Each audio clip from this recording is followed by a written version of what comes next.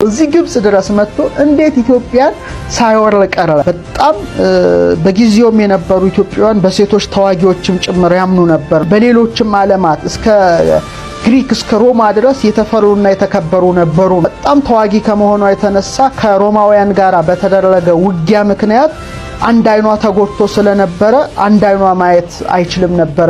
ታላቁ እስክንድር በኢትዮጵያ ስር ያሉትን መንግስታት ለማንበርከክ አቅዶ ከእስክንድሪያ በመቀጠል ወደ ኢትዮጵያ መጥቶ ነበር። ከግብጽ ሰላዮች በላከ ጊዜ ራሱ ትልቁ እስክንድር ከሰላዮቹ ጋር እንደ አንድ ተራ ሰው መስሎ እንደነበረ አወቀ። እርሷም በሁለት የአፍሪካ ዝሆኖች ላይ በዙፋን ላይ ሆና እስክንድር ብቅ እስከሚል ድረስ ጠበቀች። አንተ ዓለምን ያስከው እስክንድር ንጉስ ዛሬ ደግሞ በአንዲት ሴት ተያዝክ እንዳለችው እስክንድርን ወዲያውኑ ኢትዮጵያን ለቆ እንዲሄድ እምቢ ካለ ግን ወታደሮቹን ሁሉ ካሸነፈች በኋላ የእስክንድርን አንገቱን በመቆረጥ ወደ ገደል እንደምትጥለው ነግራው እንደውም እንዳይንቃቸው ጭምር አስጠንቅቀው ነበር። በጥበብሽ ያሺኝ፣ ስለዚህ እኔ ደግሞ ይላታል እስክንድር አንቺንና ልጅሽን በደግነት ልጠብቃችሁ በማለት ለጋብቻ ጭምር እንደጠየቀች። ሴት በጣም ኃያል ናት።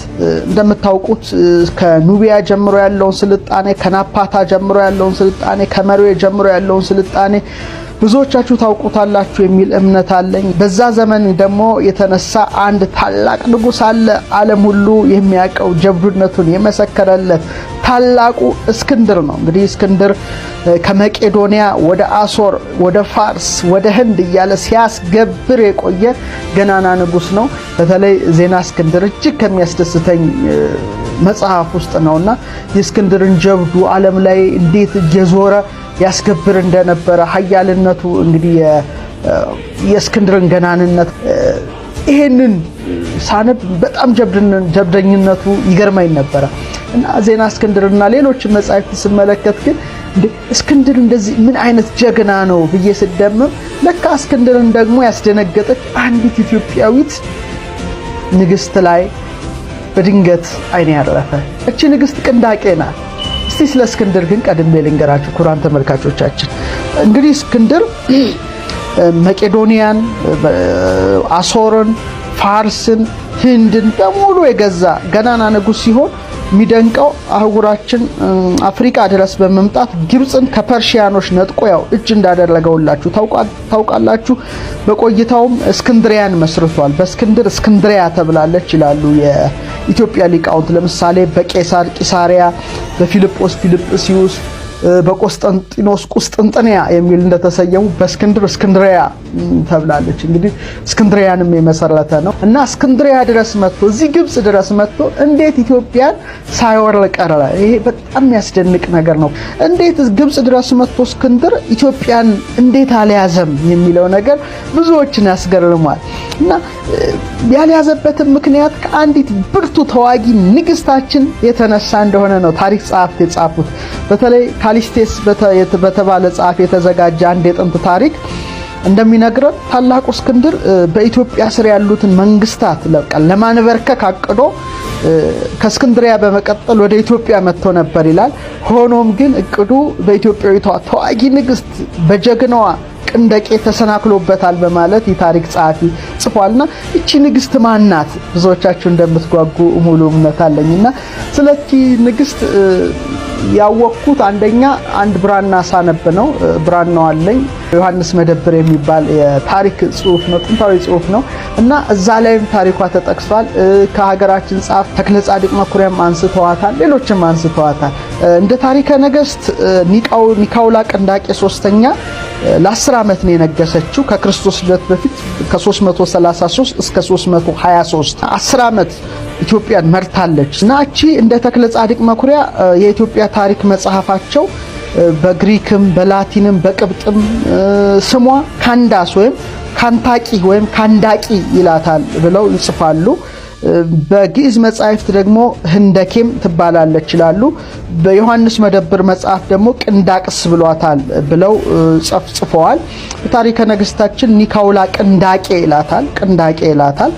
እንግዲህ ቅንዳቄ የሚል ወይም ህንደኬ ማለት ንግስት ናት ማለት ነው ይላሉ። በጣም አንዳንድ የታሪክ አጥኚ ፊሎሎጂስቶችና ሁሉም ንግስታት ጥንት ይህን ማዕረግ ይዘው ነበር ነው የሚሉት።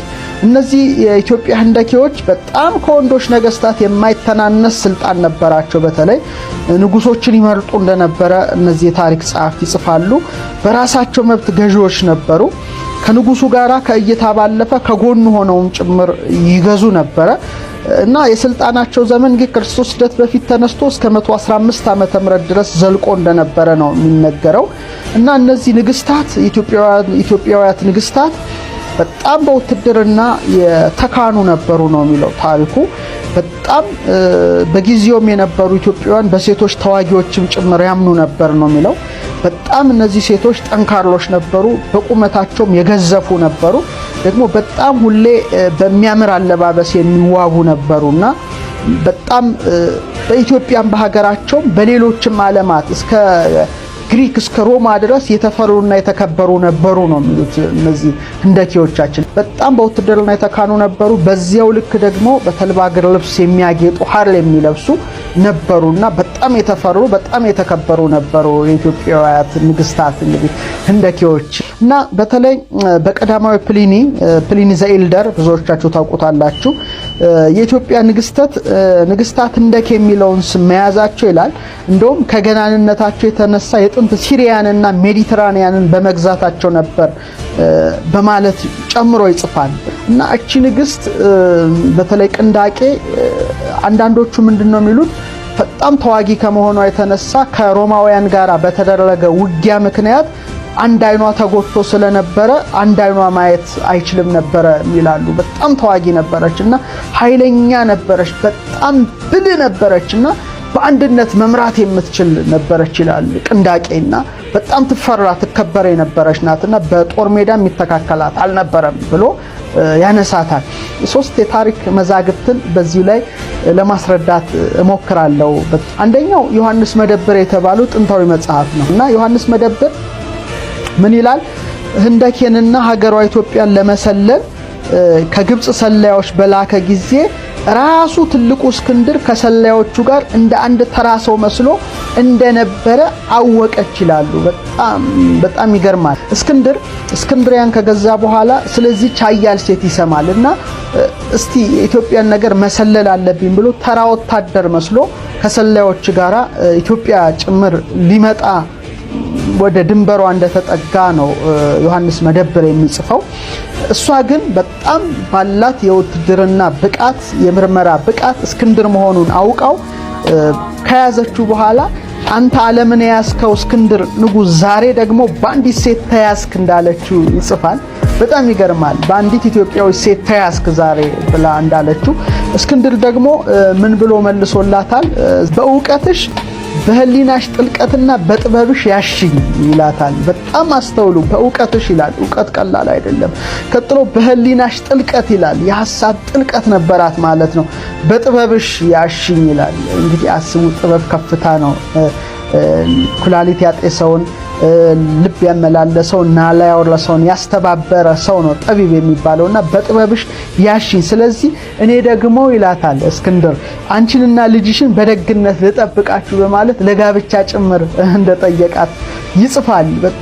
በጣም የሚገርም ታሪክ ነው ክቡራን ተመልካቾቻችንና ጠቢቡ እስክንድር ኃያሉ እስክንድር ታላቁ እስክንድር አሌክሳንደር ዘ ግሬት እቺን ኢትዮጵያዊ ሴት እንደጠየቃትና ከዚያ በኋላ በተፈጠረው መልካም ወዳጅነት ተከባብራ ኢትዮጵያ አክብሮ በተለይ እስክንድር የህይወት ታሪኩን የጻፈው ፑልታሩክ ምን ብሏል? በተለይ የታላቁ እስክንድር ታሪክ የህይወት ታሪኩን በሚለው እና ታላቁ እስክንድር የድል አድራጊነቱን የዓለም ገዥነቱን ባከበረበት በባቢሎን ከተማ በዓል ላይ ኢትዮጵያውያን ጭምር ለመታደም ተገኝተው ነበር ይላልና ተከባብረዋል ማለት ነውና ይሄ በጣም የሚገርም ነው። የዮሐንስ መደብር ጽሑፍ ነው። አቶ ተክለ ጻድቅ መኩሪያ ወስደውታል። ሌሎቹ ደግሞ በአንጻሩ ያነሳሉ። እንደውም ከድንበር ጭምር እንዳባረረችው ታላቁ እስክንድር እንደመጣ በሰማሽ ጊዜ ይላል የኢትዮጵያዊቷ ንግስት ቅንዳቄ ወታደሮቿን ሰብስባ በአባይ ወንዝ ዳር በማሰለፍ እርሷን በሁለት 3 የአፍሪካ ዝሆኖች ላይ በዙፋን ላይ ሆነ እስክንድር ብቅ እስከሚል ድረስ ጠበቀችና ታላቁ እስክንድር የማይበገር የአሸናፊነት ጉዞውን ግን ለመተው አልፈለገም። ግን ንግስቷን ከወታደሮቿ ጋር በመሆን በዝሆኖቿ ላይ ተቀምጣ ሲመለከት በዚህ ሴት ምክንያት ኪሳራ እንዳይገጥመው በሷ ለመረለታት ስላልፈለገ ወታደሮቹን ከአባይ ወንዝ ዳር አቁሞ ወደ ግብጽ ተመለሰና እሷም ደግሞ ወደ ኢትዮጵያ እንዲገባ አልፈቀደችለትም ነበር ነው የሚለው ይሄ ታሪክ ጸሐፊ። እንደውም እንዳይንቃቸው ጭምር አስጠንቅቀው ነበር ነው የሚለው እና ስለዚህ እስክንድርም ምክሯን ሰምቶ ወደ ግብጽ አምርቷል በመፍራት ነው የሚለው ወደ እስክንድሪያ ከተማው ብሎ ይሄ ታሪክ ጸሐፊ ጽፋልና እጅግ ያስገርማል። ይሄ በጣም የሚያስደንቅ ሌላው ካነበቡት መካከል ከባህር ማዶ ጻፍ ዊሊያም ሊዮሃንስበሪ የጻፈው ነው። መጽሐፉም እንዳጋጣሚ ሆኖ አለኝ። እይታው ምን ይላል? እስክንድር ይላል እስክንድር ከቅንዳቄ ጋራ በከፊል ተገናኝተው ተነጋግረዋል ነው የሚለው እንደ ዮሐንስ መደብር ያለ ይመስላልና ቅንዳቄ ምን አለችው? እስክንድርን ወዲያውኑ ኢትዮጵያን ለቆ እንዲሄድ ከኢትዮጵያ መግባትም አይደለም ለቆ እንዲሄድ አካባቢውን ጭራሽ ለቆ እንዲሄድ እንደመከረችው እምቢ ካለ ግን ወታደሮቹን ሁሉ ካሸነፈች በኋላ የእስክንድርን አንገቱን በመቁረጥ ወደ ገደል እንደምትጥለው ነግራው እንደነበረ ይሄ ዊሊያም ሊዮሃንስበሪ ያትታልና እጅግ ይገርማል ምን ያህል ታላላቅ ሴቶች እንደነበሩ። ለዚህ ነው እንግዲህ የሐዋርያት ሥራ ምዕራፍ 8 ቁጥር 27 ላይ እነሆም ህንደኬ የተባለች የኢትዮጵያ ንግስት አዛዥና ጀንደረባ የነበረው በገንዘቧም ሁሉ የሰለጠነ አንድ ኢትዮጵያዊ ሊሰግድ ወደ ኢየሩሳሌም መጥቶ ነበር ይላልና እስከዛ ጊዜ ድረስ ህንደኬ የሚለው የኢትዮጵያ ንግስታት መጠሪያ ሆኖ እንደተጠቀሰ ራሱ ቅዱሱ መጽሐፍ ይመሰክራል። ስለዚህ የራሳችን ታሪክ ጠንቅቀን በማወቅ ለመጪውም ትውልድ በተለይ በማስተላለፍ እንድንጠነክር በዚህ አጋጣሚ መልእክቴን አስተላልፋለሁ።